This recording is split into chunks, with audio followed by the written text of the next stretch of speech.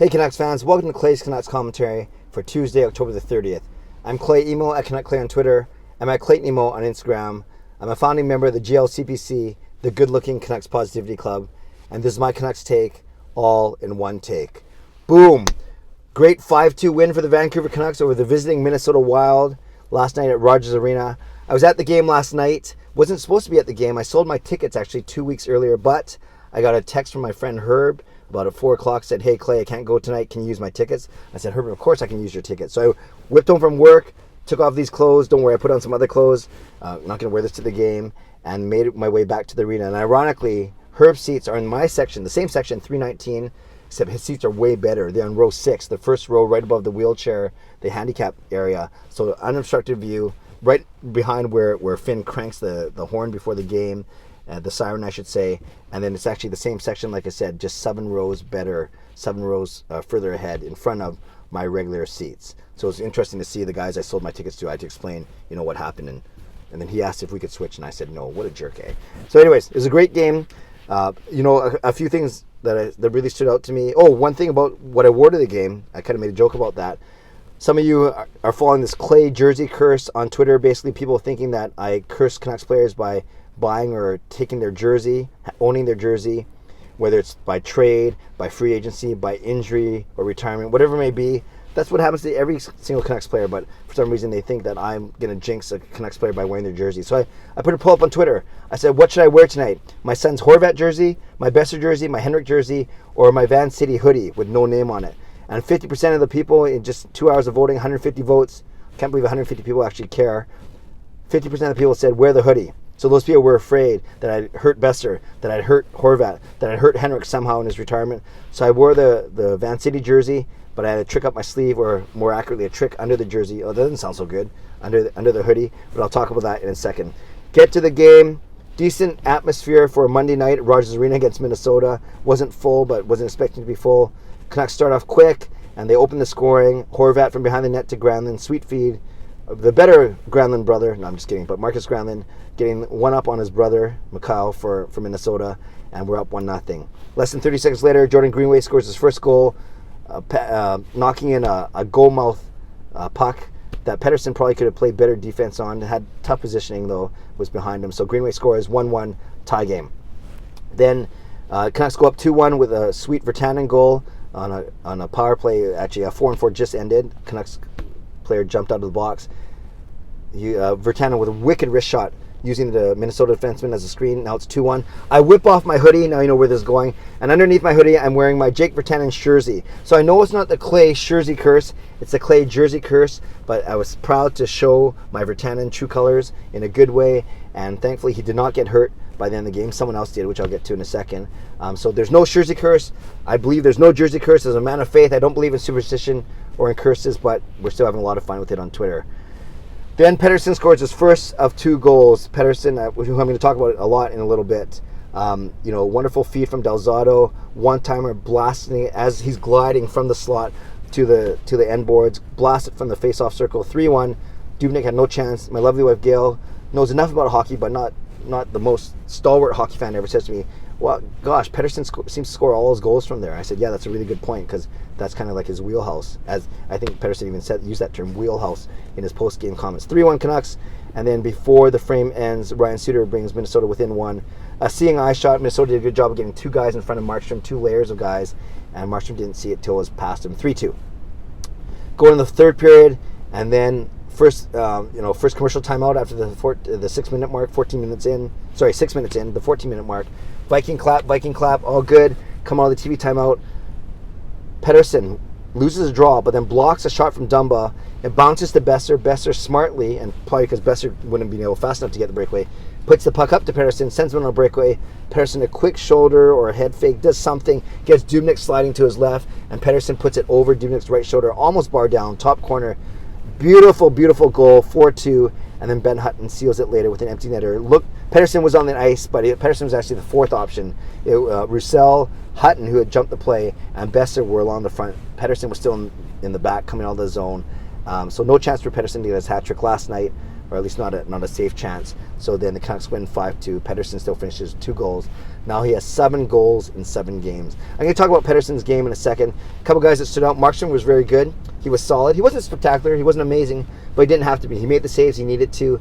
As you'd say, Minnesota dominated the second and third periods. I think the Canucks dominated the first period, but overall an even game. Bend but don't break. So Jacob Markstrom was just fine in net. Tyler Mott was good. Great hustle, even strength, and especially on the penalty kill. I thought he was great. I thought Alex Biega was good. He only played 10 or 11 minutes, lowest on the team, but he did a couple dekes, a couple toe drags. Not afraid to play his bulldog style. Rarely gets beat, at least not because of lack of effort. So I thought he played well, and then Virtanen's goal, Granlund's goal as well. So a lot of the role players played very well last night. Guys like Granlund and Virtanen and Biega and Tyler Mott. Markstrom played good. Horvat got his assist. Besser got an assist, as we mentioned. Hutton got a goal. Lots of good things, a lot of good positives. But I want to let's talk about Brandon Sutter, the injury, and then we'll talk about Elias Pettersson to finish off.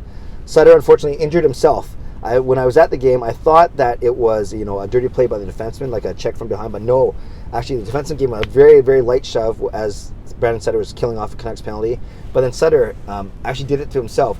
He slapped the puck down the ice, but in doing so, his momentum carried him into the boards, and he actually bunged up his right shoulder. So now he's out, 4 to 6 or 8 weeks even, which is really, really too bad. Sutter was having a really good start to the season, solidifying that third line, the checking line, playing with Roussel and Eriksson. So, unfortunately, that means that, obviously, we hope for a speedy recovery for Sutter. I do not have a Brandon Sutter jersey, so let's, again, put that Clay jersey curse talk to rest, or at least don't blame me for this one. We hope for a speedy recovery for him. And what it means is then Granlund probably shoots back to the middle after one game on Horvat's wing. So now we still have Horvat, Pettersson, Gaudette, and Granlund as the centers. Look for Leipzig to get back in the lineup. Look for the Canucks to call up at least one extra forward so they have someone extra to go, and we'll see what happens. So again, we will hope for a speedy recovery for Brandon Sutter. All right, let's finish this video off by talking about Pettersson. What can you say? He is a game breaker. He is a game changer. He is a difference maker. We have not had one of those. You could say the scenes were kind of like that. Besser showed flashes of that last season, but none of them were bona fide, at least Sedin's in the last few years, bona fide difference makers. We now have one with Pettersson. 7 goals in the 7 games he's played. He's leading the team in scoring, even though he's played only 7 games. I believe, he's got his 10 or 11 points already in those 7 games. Horvat also has 10 points, but Horvat's done it in 13 games, not in just 7. So Pettersson is playing well. He's magical. And the one thing I noticed, we knew of his great skill in offense, of his great vision. We knew of his defensive tenacity. And last night, Pettersson blocked 3 shots, including one that led to his second goal. So he's a complete player, and it's awesome to see as a 19-year-old that we can say that Pettersson is a complete player right now. He shows all the makings of a superstar. I don't think that's putting unrealistic expectations. Yeah, they're lofty expectations, but there's nothing we've seen that would lead us to not believe that. Even the way he's still going to the corners and playing hard along the boards despite his concussion just from 3 weeks ago. All these really, really good things. But the one thing that I noticed from being at the game, and yes, I am I don't want to sound spoiled, but I'm blessed to be at the game, and as someone who's played hockey, not at a high level, but has played hockey, and especially who's been watching hockey all 44 years of my life, I appreciate certain things, nuances that you can pick up by being at the arena. I guess, there's a certain comfort to watching at home. Cheaper food, obviously, cheaper snacks, washroom that's a lot cleaner, but I still love being at the game. And the one thing I noticed last night in watching Pettersson, and I made a point to watch him, I think we all do, but it's things that you can't pick up on TV, watching him without the puck. And the one thing I noticed is how he's always skating. He's always moving, especially when the Canucks get the puck in their own zone and one of the 2 D-men are looking to break out. Pettersson makes these wide circles in the neutral zone, very reminiscent of Connor McDavid or Austin Matthews or Sidney Crosby, any of the great centers, always moving the puck, always keeping their body open, opening themselves up to the puck so they can receive a pass and then go. And then that's the one thing, big circles to the boards, back to the middle, through the neutral zone, swooping circles, always giving his defenseman option. It might not be the primary option. He might be a secondary option. It might go to another forward first before it gets to Pettersson, but Pettersson is always getting the puck with speed. And that's the one thing I really, really appreciated from watching him last night. And we saw it on his first goal, Del Zotto to Pettersson gliding from the middle to the side. And it wasn't just a small, moping stride. It was a quick glide and a one-timer that Dubnyk had no chance on. The second goal started with a block and then racing through the neutral zone for his breakaway. But whatever it is, Pettersson is always moving on offense, on defense, with or without the puck. That's the one thing. So Canucks fans, do yourself a favor. The next time you go to a game and you get to see Pettersson live, I know you'll be watching me anyways, but really, really study him without the puck. Stuff that you can't really pick up on TV. I think you'll be very impressed, as I am. So in Pettersson, he's still bringing the magic. He's a difference maker, a game breaker, a game changer, whatever superlative, whatever adjective you want to use. Let's be very happy. Consider yourselves fortunate. Consider yourself blessed that we have such a bona fide budding superstar on our team. Last two things really quickly. Got to meet Sarah before the game, another stalwart member of the Good Looking Canucks Positivity Club, the GLCPC. Sarah, it was wonderful meeting you and your sister Abby. And I don't know if her Twitter, I know it's spelled Nucksaid. I don't know if that's Nucksaid or Nucksaid. I think it's Nucksaid because she's a writer. So Sarah, wonderful to meet you. Give her a follow, again, at Nucksaid on Twitter.